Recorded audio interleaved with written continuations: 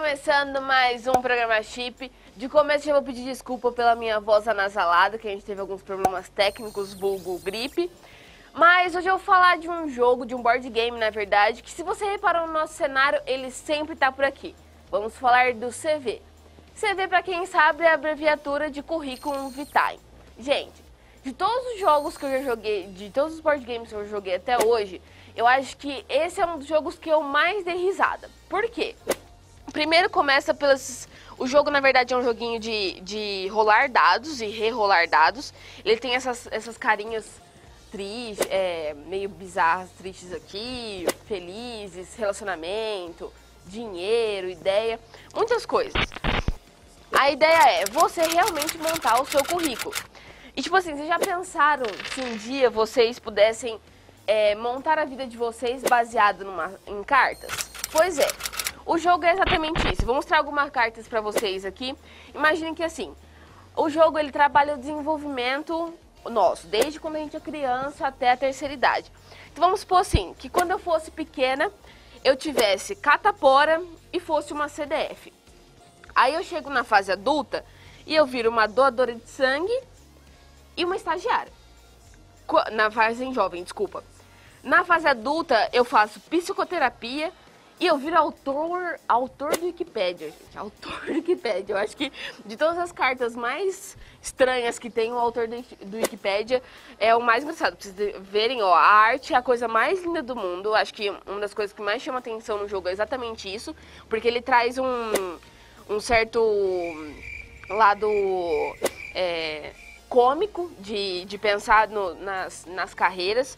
Aí vamos supor, quando eu ficasse velha, eu ia ser blogueira e ter uma casa nas montanhas. É um castelinho meio do Drácula aqui. Eu acho que de todas as coisas, realmente a parte do jogo em que você vê as cartinhas e tudo mais, é a parte mais legal. Porque o jogo é competitivo, então chega uma hora que você não tá nem aí se o jogo é competitivo ou não. Você quer curtir o jogo porque você escolheu o que você vai fazer ou não. Aliás, não só escolher, né? Tem algumas decisões que você meio que ganha de brinde, assim, e você não tem como desfazer delas. Por exemplo, se eu não me engano, tinha uma que a gente tem gêmeos. Então imaginem um trabalho que seria ter gêmeos. Tanto que nas cartas vem o que você vai ganhar e o que você vai perder. No caso de gêmeos, você perde muito dinheiro, né? Porque imagina cuidar de 2 crianças.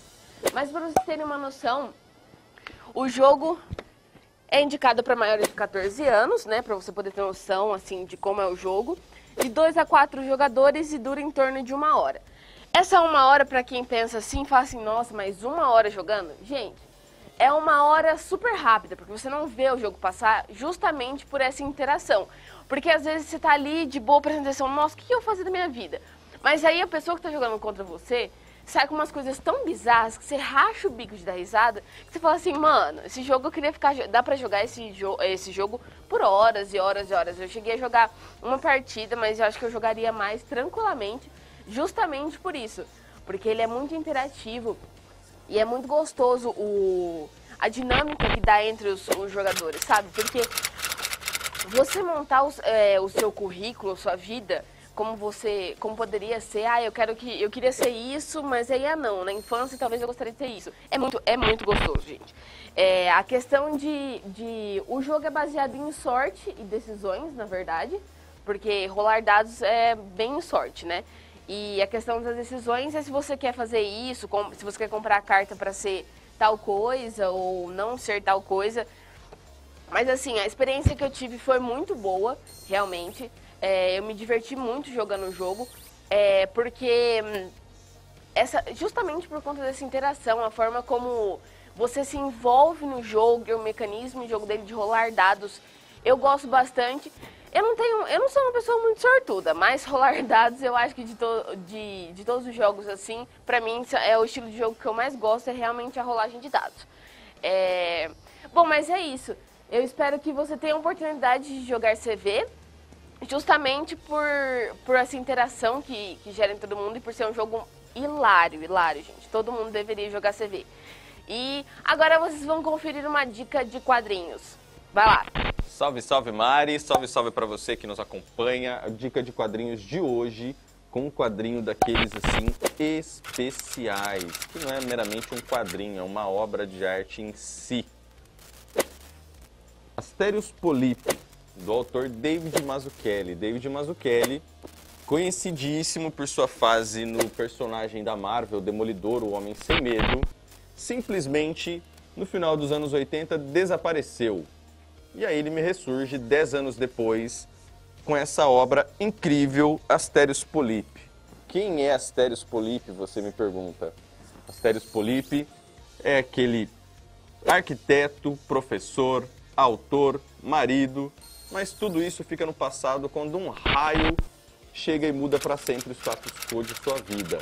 Asterios Polypi é simplesmente o maior arquiteto do mundo, sem nunca ter produzido qualquer uma de suas obras, todas elas guardadas, engavetadas e perdidas durante um incêndio que faria lhe reavaliar toda a história de sua vida. E então, com um incêndio que devasta o seu apartamento e todas as suas obras cultuadas e estudadas nas maiores universidades de arquitetura do mundo, ele parte em uma road trip e vai descobrindo os novos prazeres de se viver. O porquê essa obra é tão cultuada, tão elogiada e tão premiada. David Mazzucchelli dedicou 10 anos de sua vida produzindo página a página e redefinindo o que seria a linguagem dos quadrinhos até então. Ele simplesmente reinventa o gênero dos quadrinhos, criando novas formas de narrativa e dando um novo olhar, um novo fôlego para os seus personagens. Desde a paleta de cores que ele escolhe até os traços e a representação de alguns personagens, como o próprio Asterios Polypi, que só aparece de perfil em todas as ilustrações, sempre de perfil. Ele nunca aparece de frente. Quando ele aparece de frente, ele está meio de perfil. A cada página você se deslumbra com a forma que esse autor conta a tragédia e a redescoberta da vida de Asterios Polypi. Cada página trata de... as cores escolhidas tratam de estados de emoção do personagem. Os balões escolhidos e a forma como os recordatários aparecem, os recordatários seriam os quadrados e os balões que não estão associados à fala de nenhum personagem. Tudo isso aqui tem a ver com o estado emocional de algum personagem, ou tem a ver com algum estado de tempo, ou tem a ver com alguma característica relacionada ao personagem em si. Como, por exemplo, quando a esposa de Asterios aparece, ele sempre escolhe um plano, eu vou tentar achar aqui para vocês verem, totalmente rebuscado, totalmente rabiscado, onde não se tem uma visão clara. Quando ele trata, por exemplo, do passado, quando ele estava ali na fase de namoro e entendendo, engajando o casamento, ele sempre usa essa abordagem atemporal, para dar essa questão de atemporal, essa desconexão dos quadros e dos personagens. Observem o Asterios, sempre de perfil. Os balões, o letreiramento escolhido, tudo é minuciosamente pensado para provocar sensações e trazer um senso de emoção nunca antes trabalhado e capturado numa HQ. Essa HQ ela é uma obra de arte, ela é na minha opinião, né, não só na minha opinião, mas de muitos críticos por aí, ela é um marco na história da narrativa das HQs. Isso aqui tudo foi trabalhado de acordo com entrevistas do autor, foi tudo trabalhado manualmente, assim, não existe tratativa digital, por exemplo, para fazer os traços azuis ou os traços vermelhos ou qualquer outra cor que você veja. Tudo foi feito manualmente, exceto alguns retoques editoriais na hora de fazer os trabalhos de impressão. Asterios Polypi é aquele tipo de obra que dificilmente você vai encontrar nas livrarias, está esgotado já faz algum tempo, mas você ainda consegue encontrar em sebos, principalmente os sebos virtuais ou lá no Mercenários Livres, que vai custar uma bagatela de muitos milhares de reais se bobear, mas que vale muito a pena. É algo que você provavelmente vai encontrar disponível naquele seu torrent nosso de todos os dias, e é algo que vale a pena. Se você tiver aí de bobeira na frente do computador, manda lá no titio Google, Asterios Polypi, tenta achar para você ler, você não vai se arrepender. E se você tiver de bobeira passando por ali naquela livraria e tiver lá, cara, não pense duas vezes, pega nem que for para você vender depois para alguém que tem interesse maior que o seu. porque isso aqui é uma pérola, é uma obra de arte incrível, é uma leitura das mais ricas, cada quadro é um universo para você explorar e se deliciar e, sei lá, e despertar aquela sua criatividade interna.